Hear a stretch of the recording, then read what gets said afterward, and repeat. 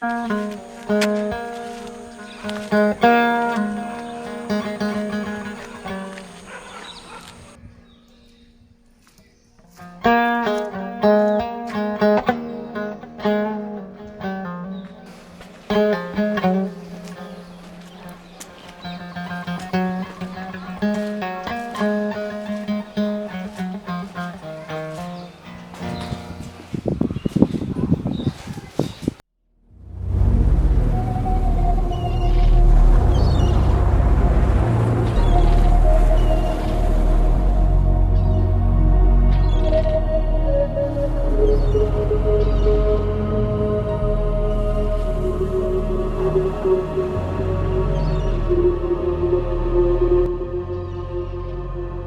were out on a 12 days of road trip into the heart of Deccan, and this was our second day.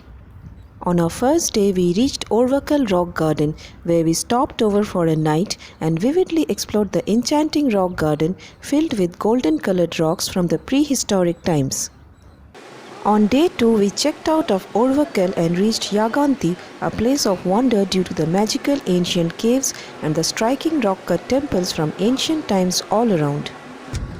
A 1.5 hour drive from Yaganthi brought us to Gandikota Haritha Resort. Gandikota is a small village in Kadapa district of Andhra Pradesh and is of interest mainly due to the striking Grand Canyon over the Penna river. This resort is managed by Andhra Pradesh Tourism. It is spread over a huge area. One needs to book in advance online through AP Tourism website, as there are limited number of rooms here which gets easily filled up. Not much stay alternatives are available in this area due to the remoteness of the place. We checked into our room and post freshening up started for the striking Grand Canyon over the Penna river, of which we had heard so much. The canyon is located not too far from the resort. Gandikota is not only a place of natural beauty, it has immense historical significance as well. While proceeding towards the hidden Grand Canyon, we entered into what once used to be a grand fort.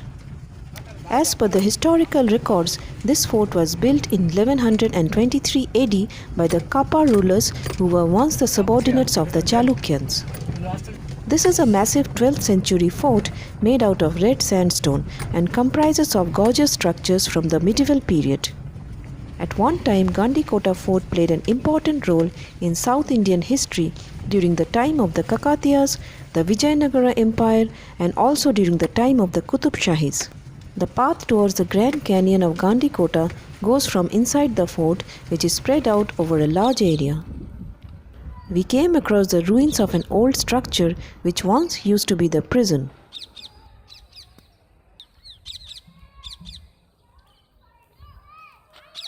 While I climbed the stairs and went inside, one street dog also followed me.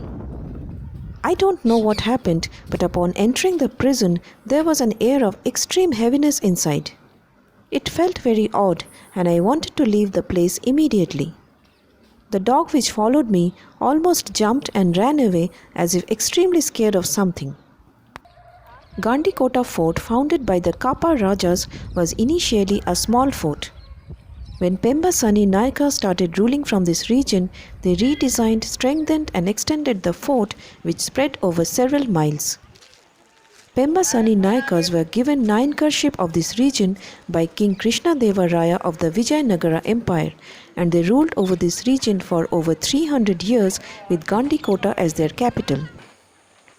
Gandikota came under the power of the Qutub Shahis when the last Nayaka ruler, Timma Nayaka, lost the Gandikota battle and became a subordinate of the Qutub Shahis. Abdul Nawab Khan captured this fort, and most non-Muslim families fled Gandikota to escape the persecution under his rule.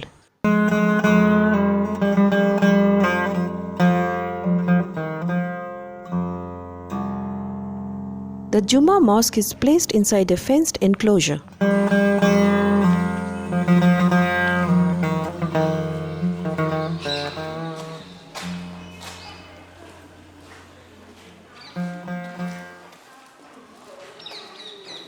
There are two well-maintained minars on either side of the mosque. It resembles a charminar to some extent.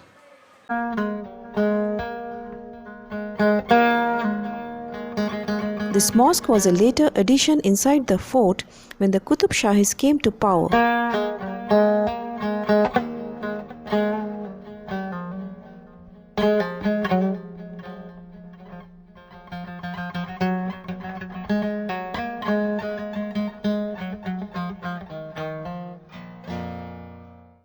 Next to the Juma mosque is the granary which was used to store food and grains in the past.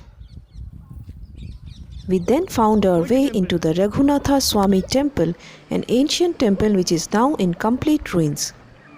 This temple is more than 500 years old.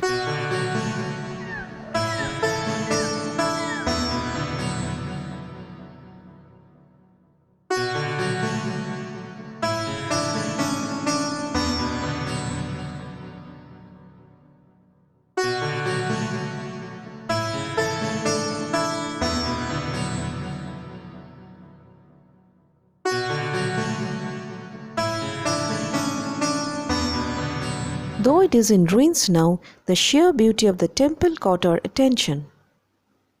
It is not very difficult to imagine how magnificent this ancient structure looked at one time. The Raghunathaswamy temple has numerous pillars along the borders of the main mandap, which is built on a raised platform. The architecture of the temple resembled the Vijayanagara style of architecture. The main mandap has a network of beautifully carved pillars, and I walked through these pillared corridors to the main sanctum of the temple where there is no deity now.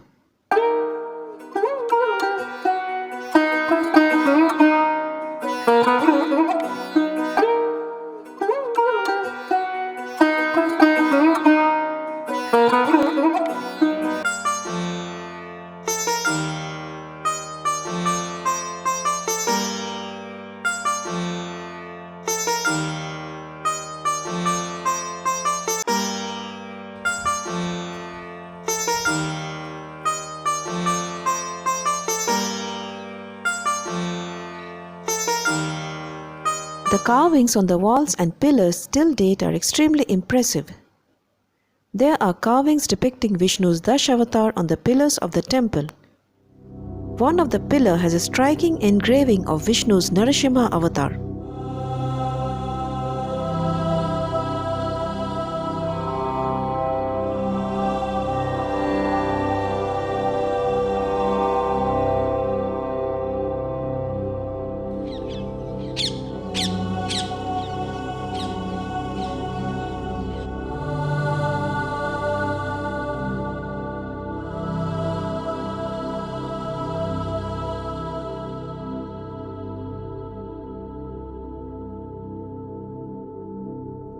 Outside the wall of the temple, one gets a panoramic view of the red hills.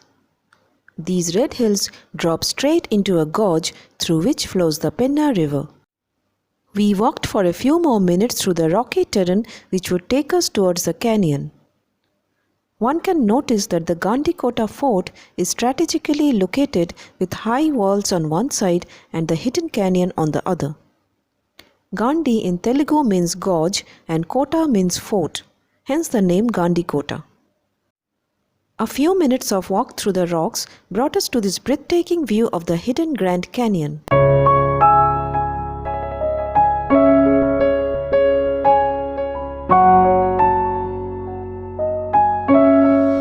The Penna river flowing deep in between the high red rocks on both the sides was enough to take our breath away. We spent some more time here admiring the natural beauty.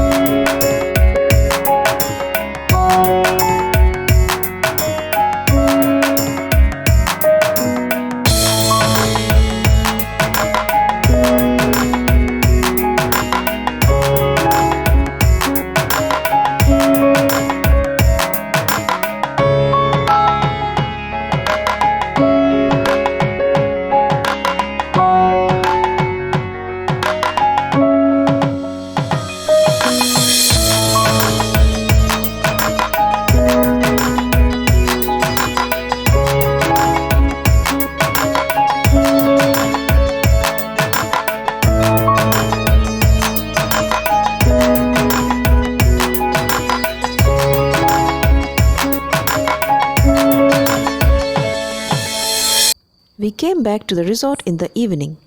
It had been a long day for us, so we retired early and prepared to wake up next day morning before sunrise.